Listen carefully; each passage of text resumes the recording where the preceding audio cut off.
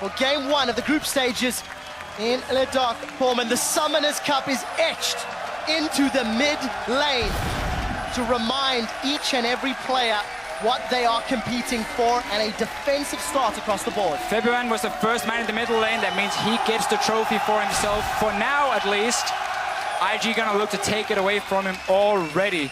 Very defensive start. We see Kid sitting under his tower. This is in case Fnatic invades him on the top side of the map and start deep warding to spot where they're going. They won't see him when he's hiding here unless they just check all the way over the wall. There are so many different lane swap scenarios, and in all of the LPL games we watched, it felt like the LPL games were the hardest to predict out of all of them. So here, it's Kid alone hiding behind one turret, which would be an indicator that they want to hide Kid up in that lane so that they can't scout where the AD carry is, but it also means that IG doesn't necessarily care if there's a lane swap or not. They're mainly just trying to deny knowledge. And we see right here, none of the teams really invaded in and put down multiple wards, just a ward here on the red buff of IG from Fnatic, trying to see if they can spot Kakao starting on the top side of the map or on the bottom side. And obviously, if you don't see him on this red buff within the next 30, 40 seconds, you know he started on the bottom side, and that's always good information to get.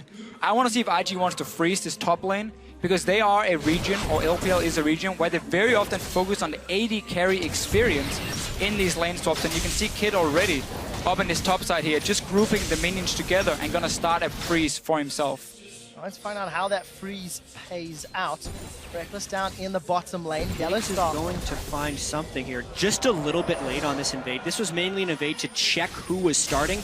He can now ping out Huni that he did a solo start, which actually tells the rest of the team a lot. Nice steal there by Yellow Star. But this is one of these situations where if you do not invade in at level 1 to try and take over a jungle, it's very hard for you to deny anything in the early game. So Huni got his camp, got to back down to the bottom side, and Reckless should be pushing this bottom lane if I know the Fnatic lane swap correct. And that means they're just gonna look to take over the bottom side of the map. But Fnatic at the same time, they didn't invade either. So we saw IG clear away this jungle.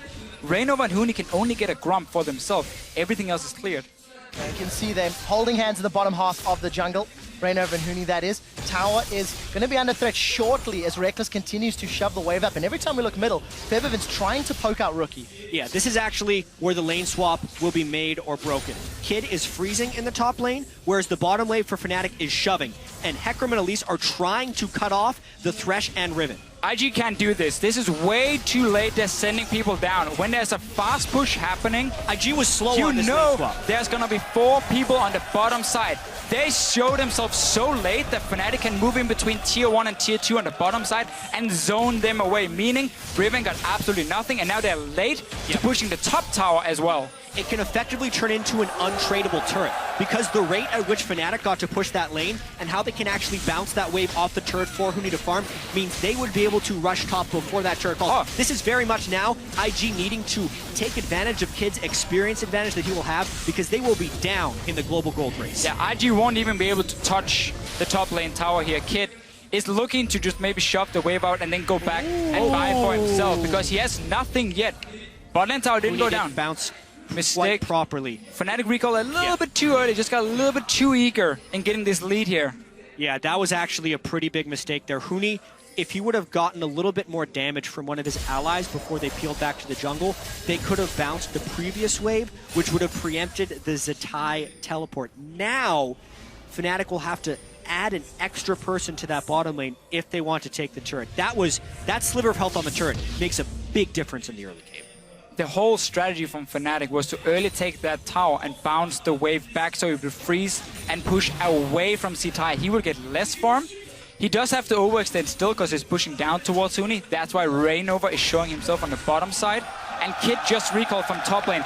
He didn't have enough gold for a pickaxe, so no advantage for Kid yet. Yeah, not only is Rainova showing bottom lane, he's already used a pink ward there to give some more help to Zatai. Down in the bottom lane, Zatai's going in. He's going to use those broken wings, get some damage onto Huni, and Huni's forced to rampage away. Easy victory in the trade for Riven. It's suddenly a problem right here for Fnatic. Because the turret was not killed, Zatai actually got to use some of his advantage. All that time investment that Fnatic put into hitting that turret, IG was using to garner experience for the majority of their team. Hecarim needs to be able to win the melee versus melee duel there, and Zatai could end up getting a lot of farm in this lane.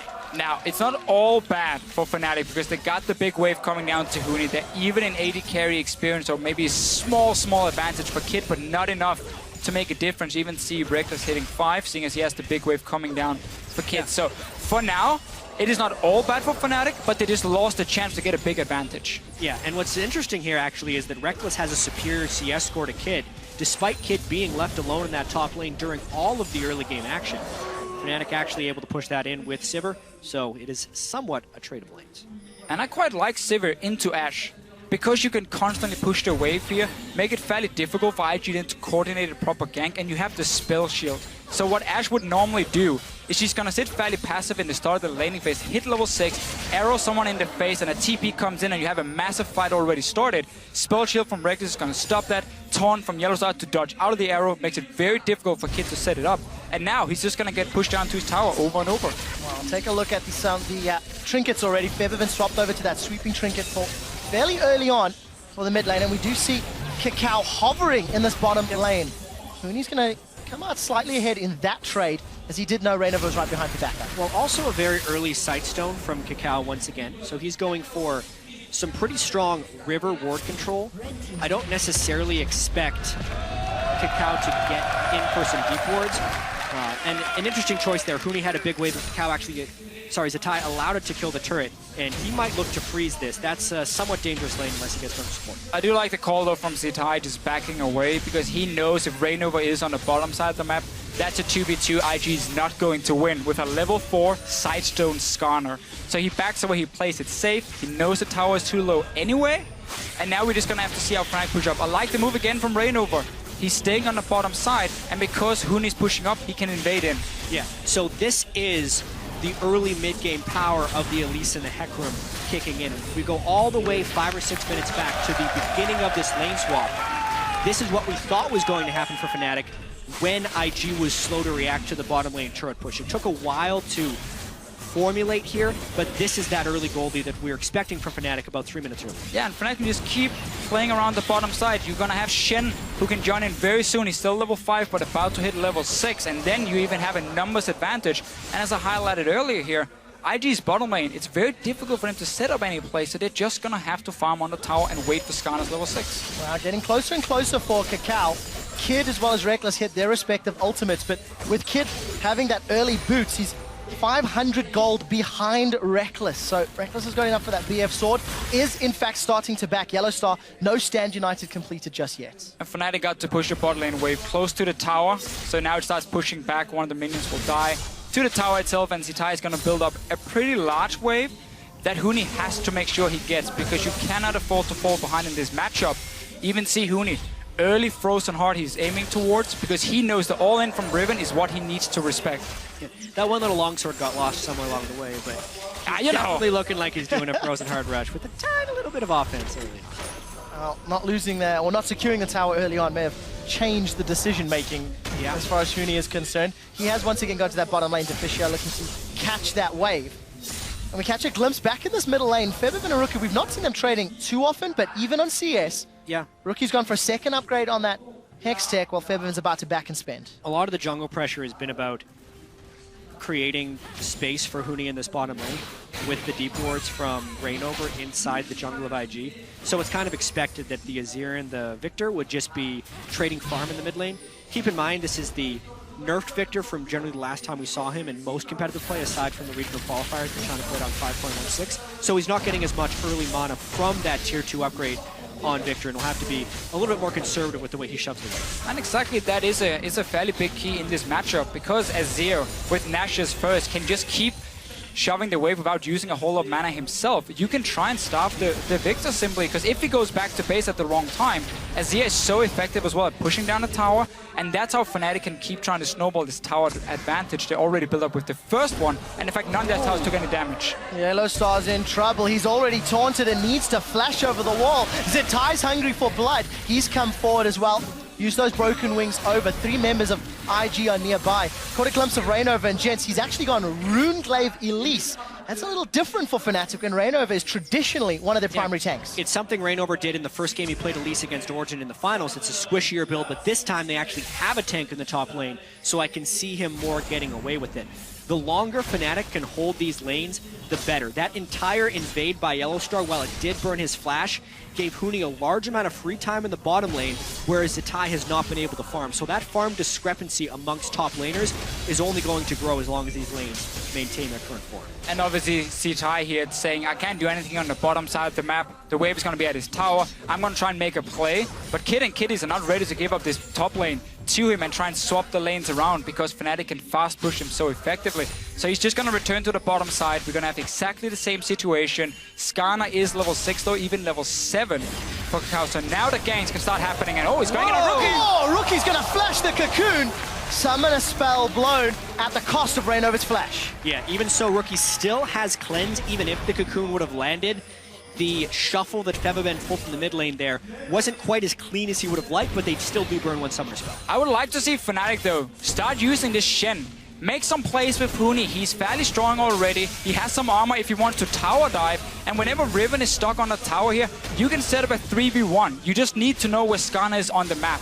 Yeah, and the main thing Fnatic's doing with the Shen ultimate right now is just pushing up the mid lane with the Stand United in their back pocket. They are waiting for Kakao to become relevant. Even though he is level 6, he still hasn't upgraded the Cinderhulk, whereas Reignover's been sitting on his jungle upgrade for quite some time. This entire sector of the map, where because of the positioning of the mid and top laner we expected IG to be strong on, has actually been heavily controlled by Fnatic through champion select, through lane swapping, and through their play. Exactly. And that allows them to get the first dragon, extending the gold lead to 1,600. All of that free time for Huni is just money in the bank. And we did continue to see Fevaben pushing down that mid outer turret. It's been chunked lower and lower every time Rookie backs. And things are not looking to get much better for IG right now because Kid has been forced to go back at some very poor timings for himself. He had got a pickaxe and then a bit of crit the last time. Again, there's no BF sword for him. He's not hitting really a point where he's going to be very strong compared to Reckless, who's building just to fast push waves with early attack speed. Huni's going to continue doing the same. Frozen Heart is completed. They're basically waiting for Kakao to pull the trick in one of the lanes, but it's going to be very difficult for him because he doesn't know where Reignover is on Elise, and he doesn't know if the Shen ulti can just come down instantly and stop this gank from happening. I did see the IG ward near the Grompa Fnatic spotting out Reignover's Elise for the time being. A little bit of information to work with, and look at the bottom lane. Zatai pushing up the tower heavily, but Reignover's focus is on the top half of the map. Yeah, and Zatai's actually taking some pretty heavy risks right now to be pushed up this far because that quadrant of the jungle that Huni has behind him is completely empty as far as IG is concerned. They're looking to make a risky play because IG has kind of lost control of a lot of this. The Vision War is being won by Fnatic, and therefore they're moving down blind, essentially, to where they want to go. Fnatic preempting the other side! He is on the hunt down the cocoon! Kitties is caught, and he's killed by Reignover! First blood to the Europeans, Fnatic! Fnatic had the pressure on the top side of the map. They push in the tower, and IG once again returned from base to that top side with Kid and Kitties, and there was nothing they could do. Fnatic has the map control, and then you can go for these plays. Not only was it a good play, it was a smart play by Fnatic right there. The play that IG was hoping to set up was essentially the same. They were hoping a 3 or 4 man dive onto the near empty lane, but they didn't have the vision control. Fnatic did. So they made a smart, safe, well-executed play, get first blood, and now a 3,000 gold lead. And it is so key for Fnatic that they managed to make a play on the Shen lane itself. So there's still an ulti ready for Yellowstar, which is stopping the aggression from IG. We see it here. Kitties and Kid return from lane and quickly realize our tower is gone. We're now caught in the middle, and 4 members show up. Nothing they can do once they overextend. Poor call from IG. They get punished. And as I said, Yellowstar still has his ulti ready. Where's Skarner going to go? One unfortunate thing there for Huni is that he did not get a kill nor an assist in that, despite using his teleport. Obviously, Zatai also burned teleport amongst the chaos, and if anything, I expect IG to maybe try and find their fight around the next dragon. A few minutes Although away. Fnatic has so much vision control. And sight ward for both Reignover and Yellowstar doing a lot of work. Deep vision thanks to their first blood earlier. And Reignover a little bit tankier, got that giant spell completed. We did see a BF sword picked up for Kid, but Fnatic cool, calm, and collected, slowly, you know, increasing their lead and increasing their advantage. Oh, gentlemen, Yellow Star, he fancies some nice. blood, and he's found Kitties, knocks him into Reckless's hands, and Febiven will take the second kill. And this is where things just go downhill. As a support, you have no flash, but you're trying to get vision control back on the map, and then you get caught out. You're dead. Your tower now is taking damage. And Fnatic wants more out of this. They're trying to just snowball this game out of control. They knew the flash was down on Kitties, so they got the repeat gank. Because they killed Kitties, they also get pink ward control inside the jungle of IG, and are looking to push down that low mid lane turret. If Fnatic can get the kills, 3 outer turrets to 0, as well as a move on the second dragon, it would be huge. Well, take a look at Huni. He's been caught by the Crystal Arrow. Here comes Kakao. Get over here, he screams. Stand United used to keep Huni alive. Tower is secured in the mid lane as Reckless gets that killing blow. Defensive peel from Fnatic. They're running away. That onslaught of shadows needed to get Huni away. We do see the Sun Disc thrown down for defense, and Febiven will be able to get out. That was close, but they got the tower. Yeah, they got the turret. Huni was trying to make a poke play, and because they'd saved the Stand United and Huni had gone for Frozen Heart for a tankier Hecarim, he was able to escape. So much burned by IG there. The Flash and the Skarner ultimate being burned in that engagement, as well as Ash Arrow, really hurts IG's ability to fight back now. 3 turrets to 0 is not something that is often recovered. I just have to really highlight how valuable this Shen pickup is for Yellow Star as a support against what IG had built. We kept highlighting how much single target CC they had to catch out one guy, and Yellow Star could stop that. And now we see once Kakao gets onto a champion, Yellow Star is there anyway to help, Huni gets out, and more important for Fnatic, all they were waiting for the last 5-6 minutes was just these outer turrets to die. They kept having to push in every single lane. Once the towers went down, now we see them contest all the vision in the jungle, and soon there's no jungle left for Kakao to farm. It's going to belong to Fnatic. So Fnatic stamping authority in game 1 of groups, that 4,000 gold lead thanks to exquisite lane pressure. 30 seconds to Dragon. Chat, you'd mentioned IG may want to fight around it, but they're quite far down if they want to think about it. Yeah, they lost their Summoner Flash on Kakao. Their ultimates will be back around the right time, but they just strictly don't have the vision control. They have lost so much map pressure to how well Fnatic has played these lanes and how timely Fnatic's ganks have been. As soon as IG looks towards this dragon, Fnatic is hoping to get more picks and a larger snowball. Kakao needs some help. Really lucky to be getting that ward down without being punished. There's just barely any other options though for IG. Then try and go down here and try and catch out a target with Arrow and then Skarner to get that one kill, because otherwise the map is lost. It's essentially Hawkshot into Ash Arrow, but if they do Ash Arrow, the team has to be able to follow. That's a teleport, that's an arrow. The arrow does go on Febiven, but it's instantly cleansed. Dragon secured. They turn their focus to Kakao. There's the team fight. Onslaught of shadows throws IG's backline. Zatai's forced to retreat. They've traded 1-for-1 thus far, but Reckless takes out Rookie. Now they're looking for Cocoon. He's Cocoon. Cocoon is down. Rainover gets another one. It's a 3-for-1 plus Dragon. We talked about it here for IG. They were running out of options. This was never going to be the best one, but they had to do something. We see it right here. You try and catch Febiven. He has a cleanse. Spell shield on the Sivir. It is impossible for Kid to find the right target, and Fnatic, they take another fight. And what's most impressive about Fnatic's 6,000 gold lead here at 19 minutes is the fact that they didn't have to take large risks in order to acquire this. They have just been playing the lane swap game extremely cleanly. They are ganking with vision control, and they are forcing IG into unfavorable, low percentage plays. We were wondering if Fnatic would have to adopt a higher risk play style against these better teams at Worlds. So far, no, they're just playing amazingly.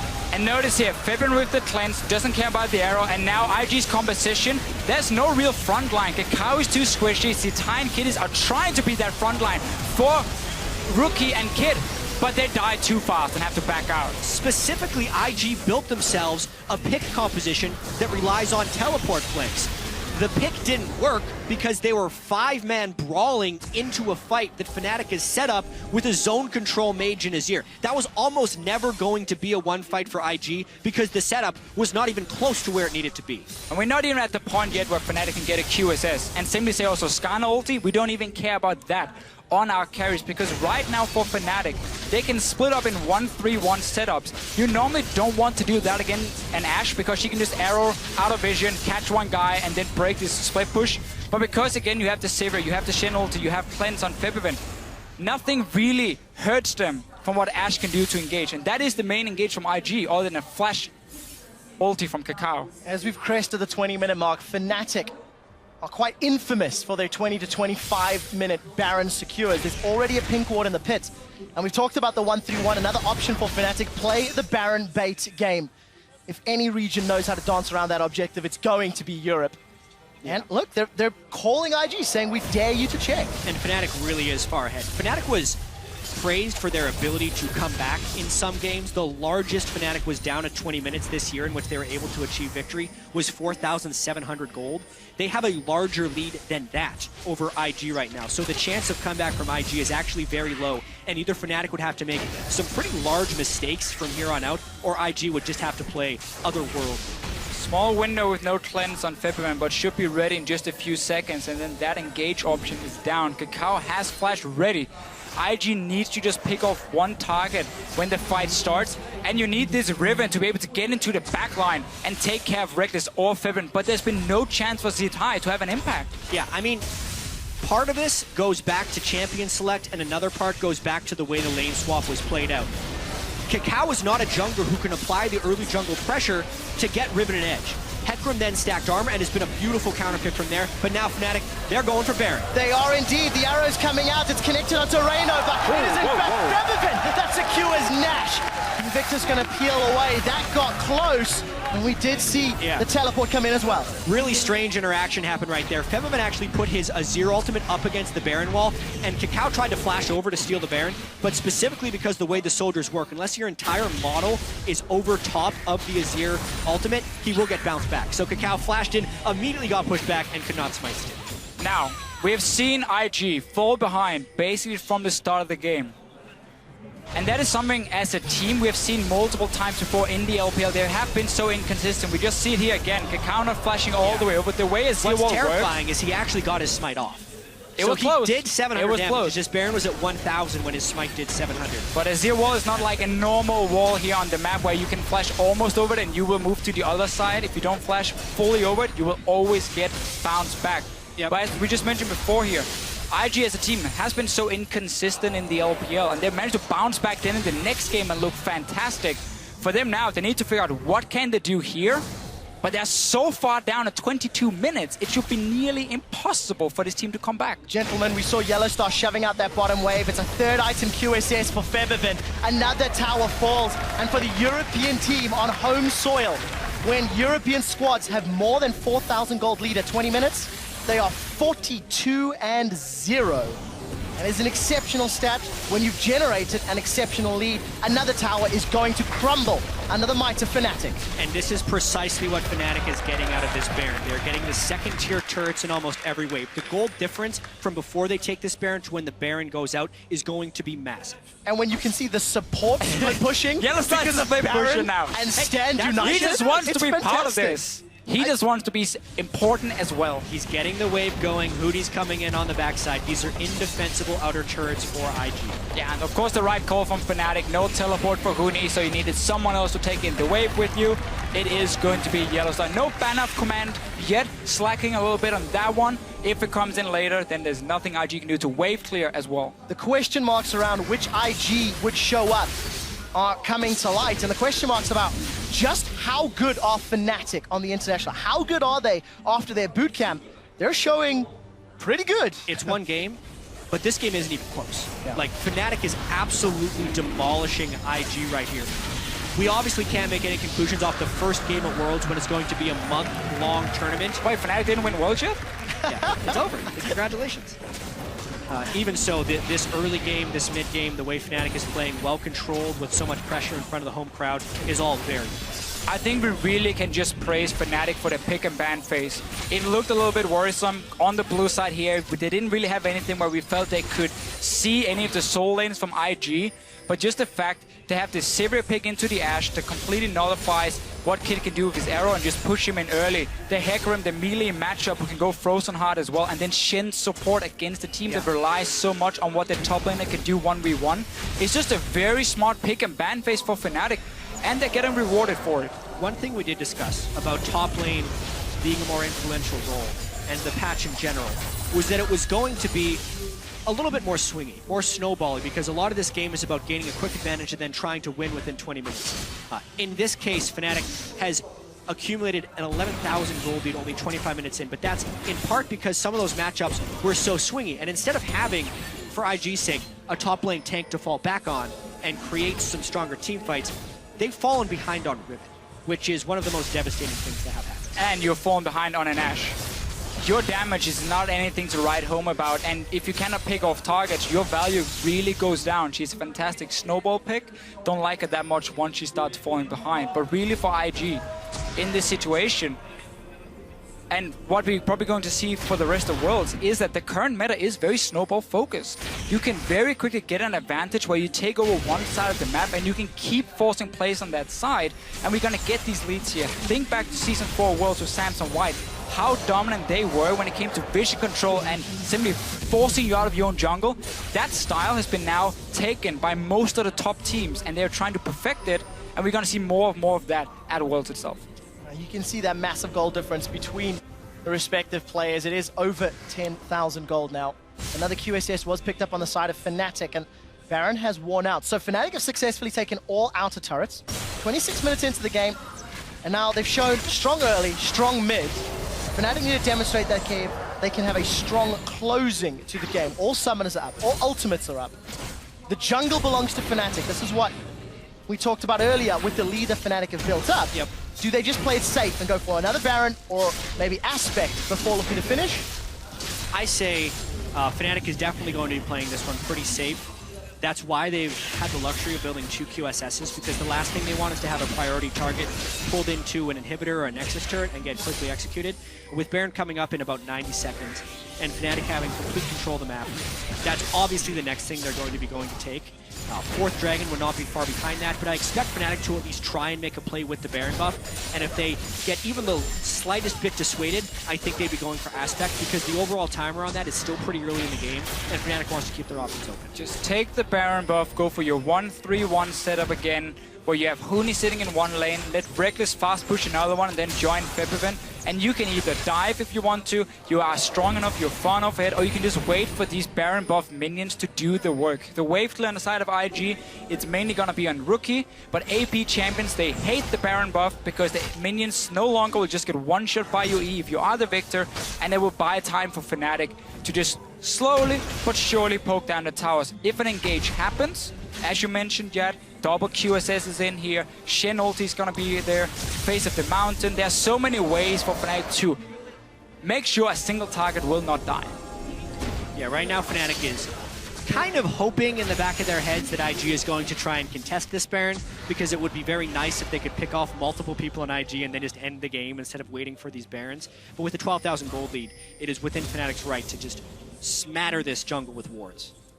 Using those sweeping lenses to clear out any vision from IG. You can see Invictus have grouped up near the north quadrant as they clear out the wave in mid. But look at Fnatic's positioning. They are tightly knit. We could be set up for a fight.